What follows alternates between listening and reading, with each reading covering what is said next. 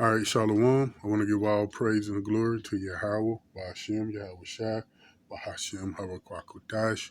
Double honors to the elders and apostles of Great Millstone who rule well. Peace and blessing to the hopeful elect and Israelite foreigners scattered abroad. All right, now things are heating up. We got a lot going on in the news. Man, it seems like every hour prophecy is just jumping off the pages. We seen the strikes from Israel to Iran a few days ago, and right now I came across this right here. It's an article. Iran's top chief has a message for Israelis and Babylon. It's entitled "Won't Surrender." Iran warns of U.S. of irreparable damage if it intervenes. Now, those of us in the know about the scriptures. Up on the scriptures, we know that when America invades Iran, that's when World War III will start. And in the midst of World War III, our King, Yahweh Shai, will be coming back to deliver the elect. So we know that, those of us in the know, we know that. But I'm going to read some of this article, and of course, we're going to filter it through the scriptures. Okay. Iran-Israel conflict addressing the people of Iran and sending a message to the enemy from his secret hideout. I ain't even going to try to say his name. Iran's supreme leader said Tehran will never surrender. So they ready to fight. And it's going down. It's biblical. Like, seriously, man. I mean, these the times we all been praying for. I know I have. Ever since I found out the truth, I've been praying for this time.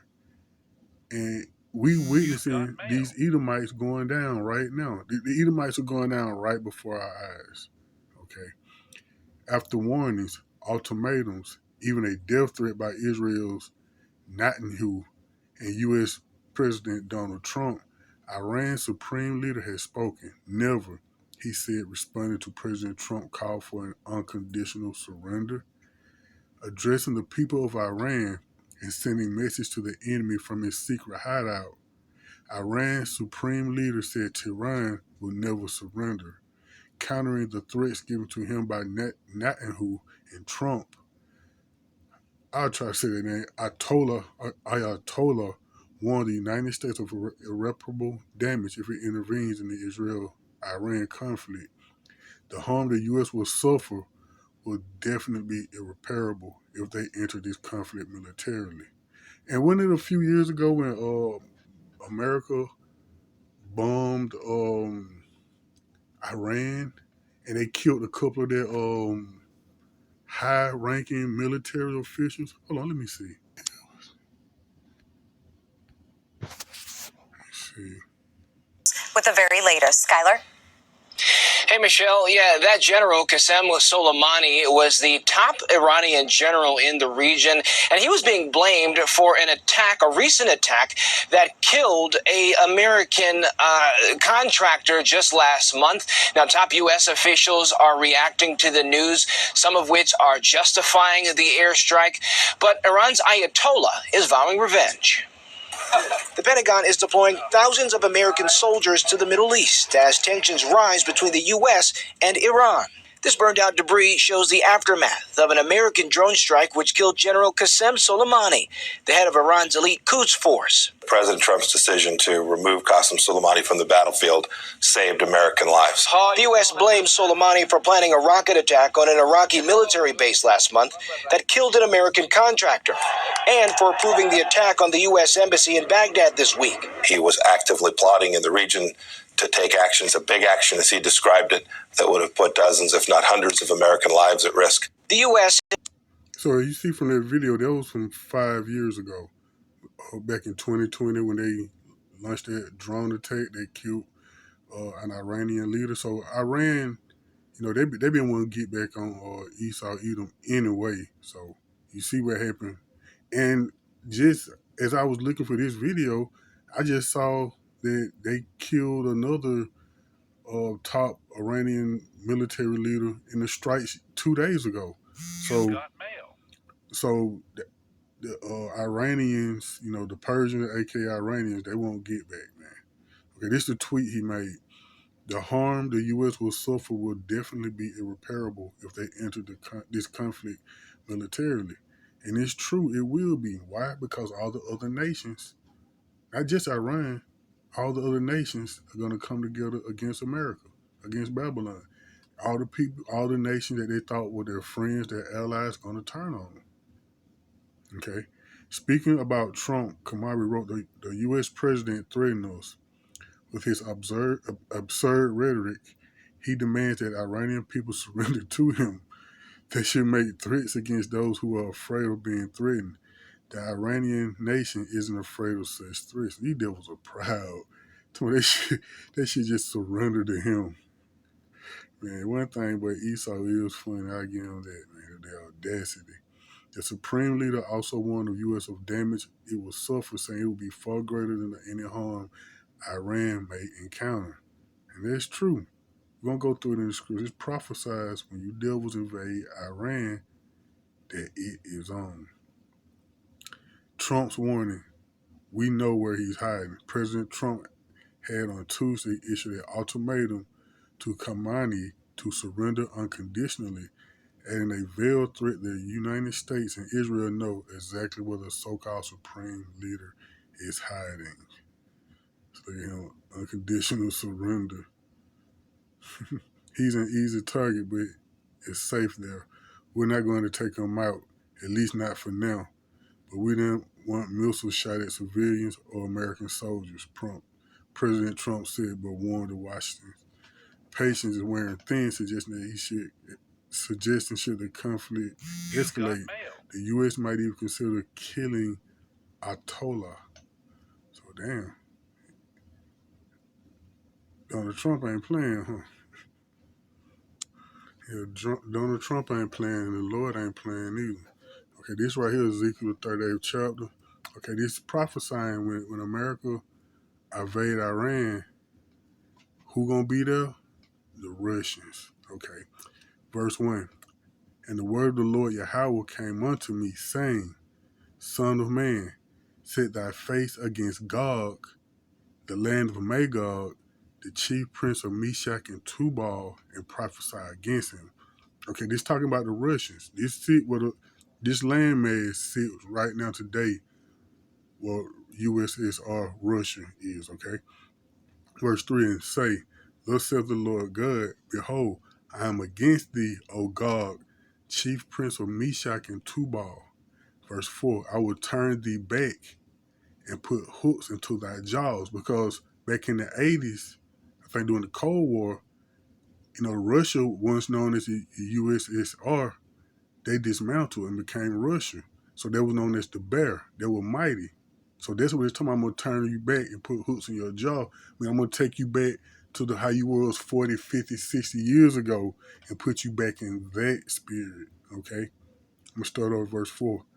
And I will turn thee back and put hooks into thy jaws, and I will bring thee forth, and all thy army, horses and horsemen, all of them cloth and all sorts of armor, even a great company with bucklers, shield, all of them handling swords. Okay, somebody's doing military action.